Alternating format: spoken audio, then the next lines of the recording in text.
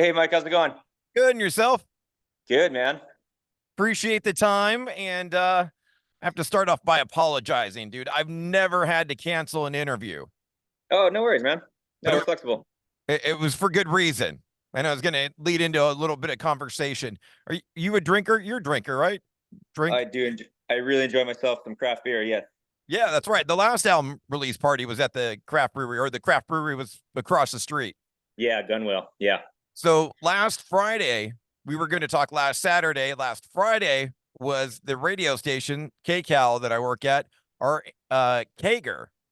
We Nice. have a bunch of beer trucks. Carl Strauss hosting it this year. Beer trucks, bands play, Yes, yes, yes. lot of beer consumption. Unfortunately, a little bit too much on my part last Friday, which made last Saturday be impossible. So Little hungover then. little bit. So that's question number one. You got any hangover tips? Oh man. Yeah, drink more. That's the hair of the dog is what works for me when I imbibe a little too much the night before. I try to play it cool. I really try to pace myself these days. I'm in my 40s now, but you know how shows go, man. Just the vibes are great and good vibes and good times, and sometimes the drinks flow a little too heavy, and so when that does happen, yeah, I like to just have a little something the next morning to kick the shakes, you know. Keep the party going. Yeah, for sure. Which also No, that's kind totally cool. of Yeah. which also kind of leads into the next thing because you're an IE resident, right? Yes. Yeah. Need I'm to I'm get, in Eastvale. Yeah. need to get you out at the next Kager, which will be in September. But how long? Nice. Because the band originally started in Orange County, right? Yeah, we still consider Orange County our hometown. Two members still live in Orange County, one in Huntington and one in Mission Viejo. But yeah, we all grew up in South Orange County. Um, Started the band in high school. I went to Laguna Hills High School. So yeah, we always consider Orange County our hometown for sure. Well, I'm But gonna.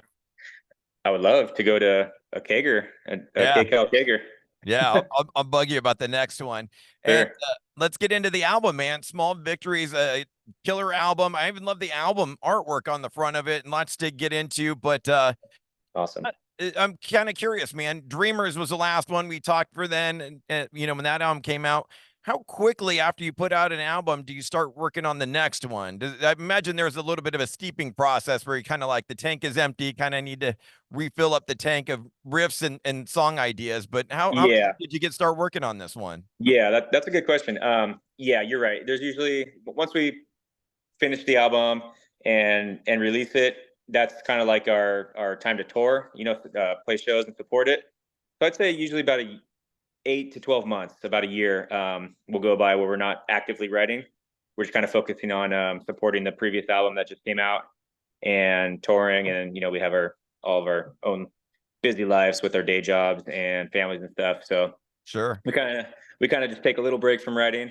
I always still think of songs and stuff, but I'll pick up my acoustic guitar and just go on the voice memo app on my phone and just record a little demo version of just me humming the melody over the chords, just so I don't forget it later on down the road. But then, yeah, then after that year or so, after the album comes out, then we start writing pretty heavy again for what will be the next album, because our plan is to try to put albums every 2 to 3 years max. And that requires, the recording process takes a long time, releasing it takes a long time. So you got to give yourself a year, even after you write the songs, to record it and until it comes out, until it's actually released to the world. So you kind of have to be smart about the time frame. It can definitely slip away from you. Next thing you know, you're like, oh man, it's been 3 years already, and we haven't written a full album worth of songs yet. So I yeah, can't I can't believe it's been 3 years since Dreamers has been out. I mean, it seems like me neither. you're an Me neither, dude. Yeah, me neither. It's time just goes faster and faster these days. It's crazy. And Yeah. not that the Dreamer sounded great, but this album sounds amazing, just sound wise. And I imagine Cameron Webb has a lot to do and to thank for that. Yeah, thanks, Mike. I appreciate that. We made it our goal. Yeah, we love Paul Miner and Buzzbomb, who did Dreamers for us. We are so happy with that product. But for this one, we want to try a little bit different of approach. He not only engineers but he produces as well. He definitely had his hand in the writing process and the overall shape of how the songs came out. His fingerprints are all over it. So we wanted that, and we knew it was going to be a big challenge. We've heard a lot of stories. A lot of our friends' bands record with him. The guys from Ignite and Pennywise, and a bunch of bands that are friends of ours, and they're like, "Yeah, you're going to get pushed to the limit. He's going to work you," and he did for sure. So it was strenuous, but it absolutely got the best product out of us for sure. I know our mutual friend Chris Daly loves him and always talks about him. And yeah, exactly. That's another one, Authority Zero. They're really good friends of ours, and they gave us like the full rundown. Like, all right, this is what you're in for. And is he still out in Arizona, Cameron? No, Cameron. His studio's in Santa Ana. Oh, I don't know. Maybe you might have been thinking Green from Motor Studios. Did a lot of the Fat Records back in the day. Maybe that's what I'm getting confused with. Yeah. Cameron lives in Orange County then. Yeah, he's full Orange County dude. Oh wow. So you didn't have to travel far to record this one. No. Nope. Yep. It was we were there every day he does Monday through Friday, business hours only. We were there for about, I'd say, just under a month, like 4 weeks. Yeah. And lots of killer tunes on this one. Obviously, a big one and a very personal one. State Gold as a tribute to your friend Curtis Gold. And maybe you could tell us a little bit about him and what happened. Yeah, absolutely. Curtis, he was my best friend. We got hired with the fire department. We both worked. Well, we got hired by a local fire department here. I'm still there, of course. So he was my academy brother. We went through the academy together, and we're best friends. And he was just a brother to me. That's how the fire service is. We're not just coworkers. We're family. We live together 24 hours at a time when we're on duty. And he was such a huge supporter of the band. He would come to all the shows, so everybody in the band knew him. It wasn't just me. So he was like family to the whole band. But unfortunately, he was involved in a e-bike accident. Oh no! Off duty, yeah. And succumbed to head injuries. So we wanted to write a song that would kind of memorialize him forever, and music will last far longer than we do. And so it'll always be there, and it's something to always just remember him by. Did he have a favorite drink, or was he a practical joker? Is there a way to sum up Curtis as an individual? Yeah, he was definitely a practical joker for sure. He was life of the party is how I like to describe him. He was always the life of the party. He would send me videos all the time when he'd be out at the river. He'd be blasting Chaser on the boat, and he'd have like a broomstick or just some sort of object as a guitar, a wig on. I don't know where he must have brought it on the boat with him, and sunglasses, and he'd just be chugging beers and air guitaring and singing along. So I'd get those videos all the time from him. He would always start the party wherever we're at. He was just a fun dude, just a really, really solid dude. So yeah, we'll miss him, but that's why we wanted to write a song to keep his memory alive. Beautiful, man. And that's great that you have the ability to do that. And a great song I've been playing on the radio. And Faultlines, another fun one too. And really cool that Davey gets some lines in that one. Yeah, good. Yeah, that's awesome that you recognize that for sure. That's Davey's. He does backups at shows, and in the live realm. This is his first time actually having like a little solo part on the record. So, and that was Cameron's idea also. Cameron, just from doing backups, he recognized that Davey had like a kind of like a cool, like grittier voice, a heavier voice. And that pre-chorus part I originally did, and it was like in a lower register. He's like, no, we need somebody to belt this part. And he's like, Davey's the guy for it. I'm like, get in there, Davey, And he did it in like, it's literally like 1 or 2 takes. Nice. Yeah. Kind of had a little metal vibe to it a little bit. Yeah. Little husk. Kind of Metallica, little Creed going on. And I think Jesse's stepping up too with the opposite, doing the background with you, and then really bringing out the melodic part of the songs too this time. Yeah, definitely. Jesse has his own unique voice, and so anytime we have something that's in his range, I typically always like to give him, a full just have at it. A lot of times he'll take like pre-choruses and stuff because those usually fit in his register. And then he'll also do all the harmonies on my lead vocals whenever it's in his register. So like on Faultlines, he does all the high harmonies and the choruses. I think it makes for a more dynamic song that way. A lot of bands, the lead singer will always harmonize with themselves. Yeah. Sometimes you can't tell, but a lot of times you can, that it's the same vocalist. And it's always kind of cool when you could actually distinctively hear another person's voice on top of the lead singer. And that's how it's going to sound live too. I mean, exactly. Yep. I can't sing twice live at the same time. So yeah, 100%. And that way we could do it live and people are like, oh man, it sounds like the record. You guys are actually doing it like you did on the recording. It's not just all studio magic, Yeah, exactly. Just need to get Bill singing on a song now. He needs to have his own little line. Sure. We'll give him his own part on the next one. Yeah, most definitely.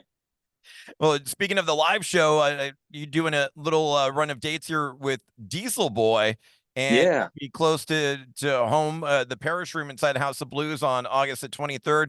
So kind of a co-headline show and / album release party for you guys too. Yeah. Yep. Exactly. We're going to be headlining that one. That'll be our hometown official release party. So we'll headline that one, and then Diesel Boy will be headlining the Hermosa Beach and San Diego one, and we'll be direct support. But yeah, it's just a fun little 3-day weekend run. It's kind of like our little SoCal album release party. Diesel Boy's on our same booking agency, and they've become friends of ours over the years.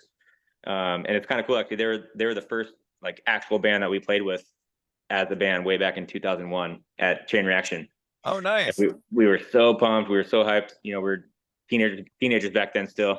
And we're like, dude, we're playing with Diesel Boy. Yeah, the song from the compilation, Titty Twister. Like everybody's all pumped.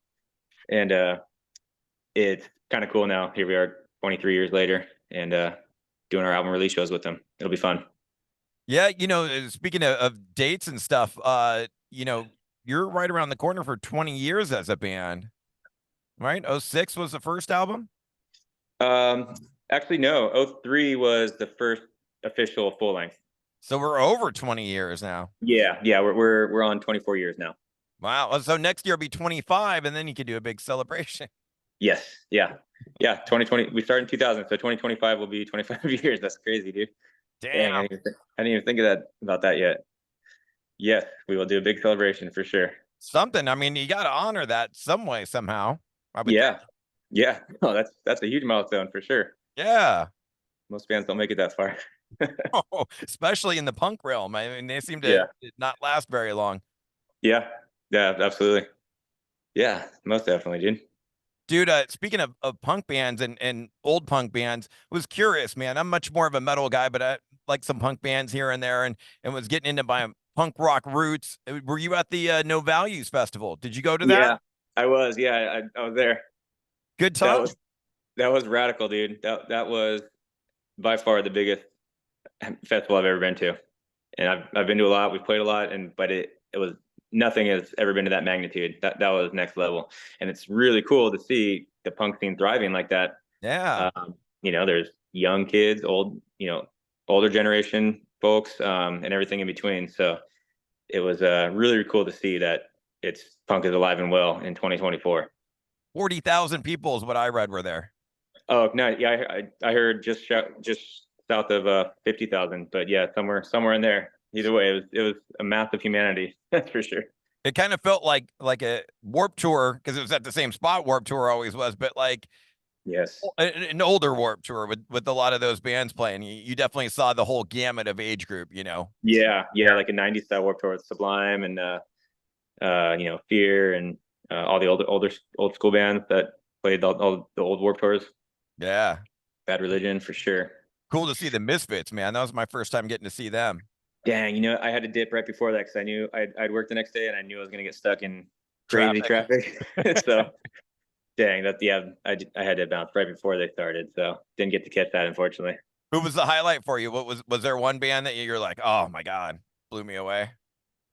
Yeah, I think Sublime with Jake was pretty freaking cool, dude. That was really cool. And then Bad Religion, of course, is just always delivers a Oh, phenomenal show every time. Let's see who else. Lawrence Arms, like some of the more like melodic punk bands were really cool to see on that lineup. But a lot of the old school bands that you don't usually get to catch as well. So yeah. it was a great mix. Yeah, it was For a sure. really cool show. You know, speaking of Bad Religion, I never thought about it, so you mentioned it, but same kind of vocal styling, you and them. Thank you. They definitely are. Greg Grafton's definitely one of my biggest influences, vocal wise, for sure. I've always just been blown away by his range and his melodies. And I guess we're considered what I guess is called it. We're considered melodic punk rock. You know, there's melody. You could sing along to it. It's not just it's not yelling and screaming punk. It's very melodic. So that's definitely a band we've always emulated ourselves after, for sure. And storytelling. I think that's another big important part of his voice and what I really heard on the new album as well from you. Yeah, he paints pictures, man. Like you could just kind of like envision in your mind what he's talking about. Like he's very poetic, and I love that. That's a really good point. Yeah, he's definitely one of the best out there, best lyricist for sure. And his vocabulary is just like a dictionary, so no one can touch that. Doesn't he have like 3 doctorate degrees or something crazy? Isn't he like Yeah, smart? yeah. He does have multiple doctorates, and he's a professor. And he's an incredibly talented lyricist for sure. Definitely an influence of mine, big time. Yeah. Dude, I appreciate all the time. Last thing I got for you, we talked about it last time a little bit. We're old school radio station. We do the mandatory Metallica every night at 10 p.m. And I remember we were talking last time about, I think you were saying your uncle used to play you Metallica when you go up and go skiing up in like Big Bear and stuff, right? Yeah, for sure. Have you rocked Definitely. any Metallica more recently since then? Oh dang, Mike! I can't say I no, I haven't. No, I haven't been hitting the Metallica lately, dude. Oh shoot. Um, no, it's been all punk rock lately. Yeah, I think you could certainly appreciate what they've done. I think what they're doing, that I got to see them last summer. They're still doing it this year. Pretty amazing and something no band has ever done before. They're playing 2 nights in every town and calling it No Repeat Weekend.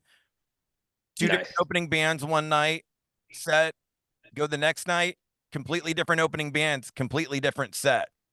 Fishing. That's really cool. That's yeah. I mean, you've been around that long. You definitely have the discography to do that. Most definitely. Yeah, I So think how about this for the Metallica? How about you choose for me one of the more punk rock Metallica songs?